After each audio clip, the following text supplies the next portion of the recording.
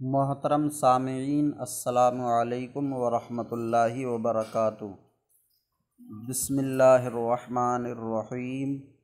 الحمد للہ رب العالمین،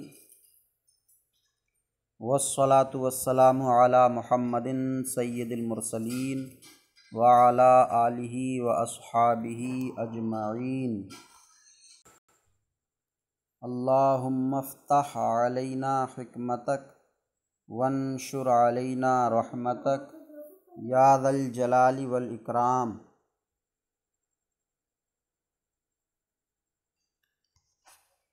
محترم سامعین، یہ ہمارے سامنے کتاب نحو میر ہے۔ اس میں آج ہمارا سبق سب سے اوپر والی لائن میں دوم مرکب بنائی سے ہے۔ دوم مرکب بنائی، دوسری قسم مرکب بنائی۔ یہ قسمیں کس چیز کی چل رہی ہیں؟ یہ مرکب غیر مفید کی قسمیں چل رہی ہیں۔ مرکب غیر مفید کی قسمیں چل رہی ہیں۔ تو مرکب غیر مفید کی تین قسمیں ہیں۔ مرکب غیر مفید کی تین قسمیں ہیں۔ پہلی قسم مرکب اضافی، وہ آپ حضرات نے اس سے پہلے سبق میں پڑھ لی۔ اس سے پہلے والے سبق میں آپ حضرات نے پڑھ لی۔ آج دوسری قسم سے ہے، تو دوم مرکب بنائی، دوسری قسم مرکب بنائی۔ مرکب بنائی، مرکب تو دو لفظوں سے یا زیادہ سے مل کر جو لفظ بنتا مرکب۔ بنائی، یہ بنا اور اس میں یا نسبت کی لگی ہوئی ہے۔ بنائی، بنا والا۔ بنائی، بنا والا۔ بنا کا معنی ہے مبنی، تو مبنی والا مرکب۔ مبنی والا، مبنی والا مرکب۔ مبنی والا مرکب کا مطلب کیا ہے؟ وہ مرکب جو مبنی ہوتا ہے۔ مبنی والا مرکب کا مطلب کیا ہوا؟ کہ وہ مرکب جو مبنی ہوتا ہے۔ وہ مرکب جو مبنی ہوتا ہے۔ تو مرکب بنائی، بنائی بنا والا۔ جیسے کتاب کے شروع میں خطبے میں آیا تھا کہ در معرفت اعراب و بنا و سواد خواندن توانائی دہد بتوفیق اللہ تعالیٰ و عونہ، کہ معرب ہونے اور مبنی ہونے کی پہچان میں۔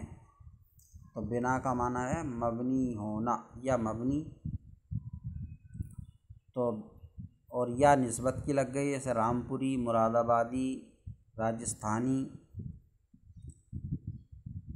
تو مبنی والا مرکب، مبنی والا مرکب کا مطلب وہ مرکب جو مبنی ہوتا ہے۔ یہ اس کا لغوی معنی ہوا۔ دوسری مرکب بنائی وعو آست، وعو آست، اور وہ مرکب غیر مفید ہے آست کے، اور وہ مرکب غیر مفید ہے جو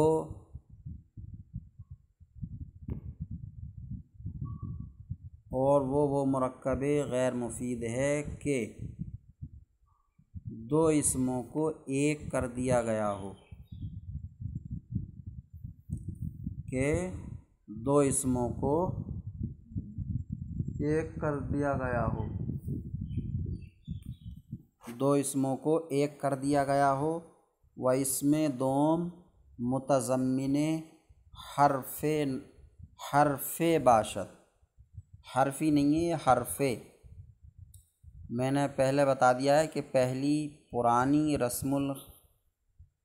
رسم الخط میں چھوٹی یا اور بڑی یا دونوں ایک ہی طرح لکھے جاتے تھے، تو پرانے رسم الخط میں ہے یہ حرف۔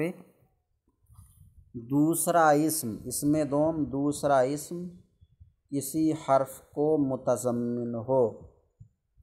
متضمن ہو یعنی شامل ہو، دوسرے اسم میں کسی حرف کا معنی شامل ہو،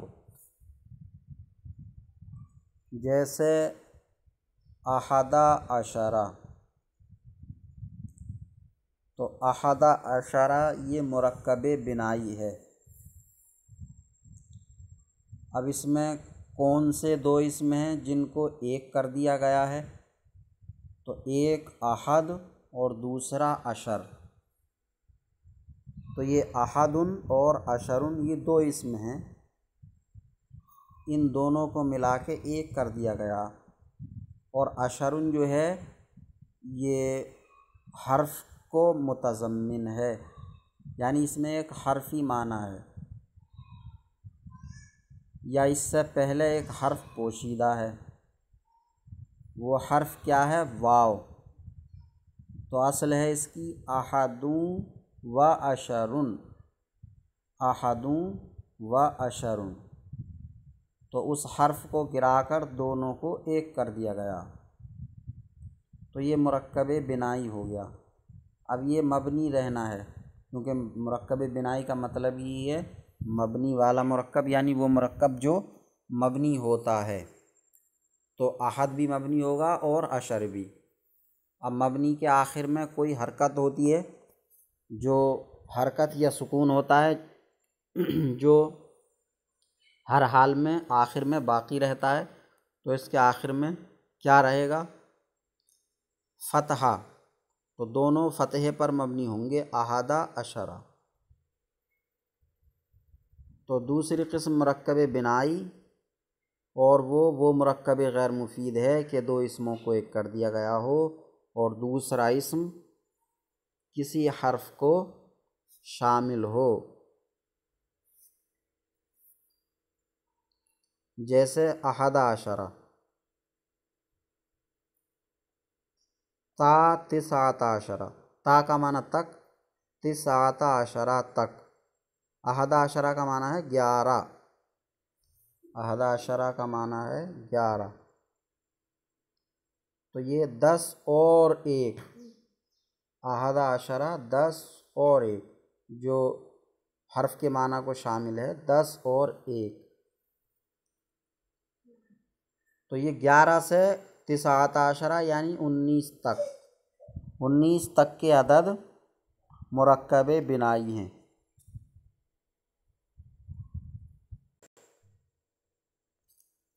تو 11 سے 19 تک کے عدد مرکب بنائی ہیں۔ اب میں 11 سے اور 19 تک سب آپ کو سنا رہا ہوں۔ احدی عشرہ، اثنا عشرہ، اور ثلاثۃ عشرہ، اربعۃ عشرہ، خمسۃ عشرہ، ستۃ عشرہ، سبعۃ عشرہ، ثمانیۃ عشرہ، اور تسعۃ عشرہ۔ تو تسعۃ عشرہ جو اصل میں احد و عشر، احدی عشرہ اصل میں احد و عشر، اور تسعۃ عشرہ اصل میں تسعۃ و عشر تھے، بوداست تھے یا رہے ہیں؟ بوداست رہے ہیں، بودن ہونا رہنا اور است قریب کا ہو گیا، یہ رہے ہیں، جو اصل میں احد و عشر تسعۃ و عشر رہے ہیں، یعنی ان کی اصل یہ رہی ہے احد و عشر تسعۃ و عشر۔ واو را حذف کرد، واو کو حذف کر دیا، حذف یعنی ختم کر دیا، گرا دیا۔ ہر دو اسم را یکے کردند، دونوں اسموں کو ایک کر دیا۔ و ہر دو جز مبنی باشد بر فتح، اور دونوں جز کون کون سے؟ یعنی احد اور عشر، تسعۃ اور عشر، دونوں جز مبنی ہوتے ہیں فتحے پر، دونوں جز مبنی ہوتے ہیں فتحے پر۔ زبر کو فتحہ بھی کہتے ہیں اور فتح بھی، فتحہ یعنی ہا حرف حلقی کے بعد دوسرا ہا جو تائے مدورہ سے بدلا ہوا ہے وہ فتحہ، اور ایک اس ہا کے بغیر فتح۔ ایسے ہی زیر کسرہ اور کسر، اور ضمہ اور ضم، پیش ضمہ اور ضم۔ تو کسرے کو فتحہ بھی کہتے ہیں اور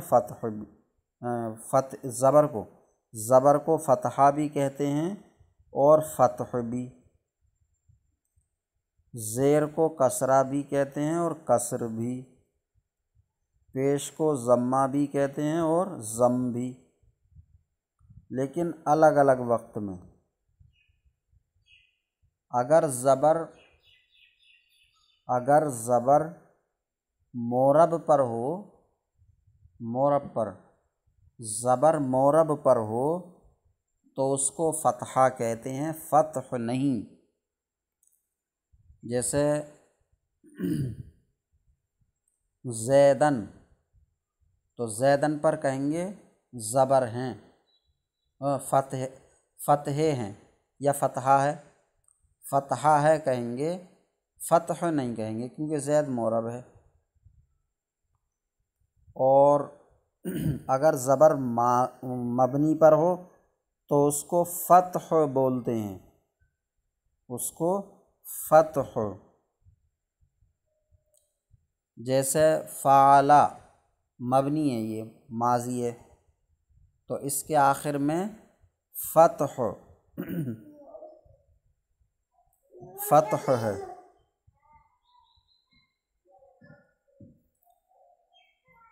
اور فتحہ بھی بول سکتے ہیں، لیکن زیدن پہ جو زبر ہے تو اس کو صرف اور صرف فتحہ کہیں گے، فتح نہیں کہہ سکتے۔ اور مبنی پر جو زبر ہوگا اس کو فتح اور فتحہ دونوں کہیں گے۔ اسی طرح اگر زیر مورب پر ہے تو اس کو کسرہ بھی کہہ دیں گے، کسرہ کہیں گے، مورب پر اگر ہوگا تو کسر نہیں۔ اور اگر زیر مبنی پر ہے تو اس کو کسر بھی کہہ سکتے ہیں اور کسرہ بھی۔ اور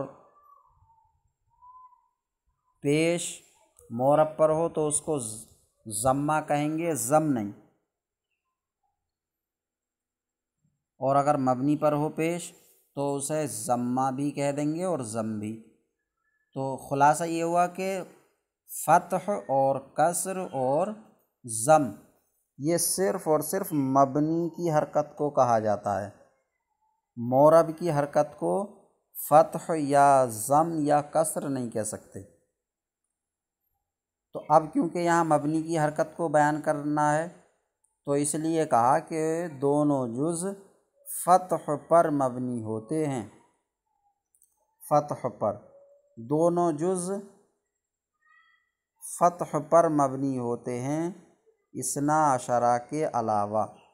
الا کا معنی علاوہ، اثنا عشرہ کے علاوہ، یعنی اثنا عشرہ کو چھوڑ کر، یعنی 12 کو چھوڑ کر جتنے باقی اور 19 تک عدد رہے تو وہ ان میں پہلا جز بھی مبنی ہوگا فتح پر اور دوسرا جز بھی مبنی ہوگا فتح پر۔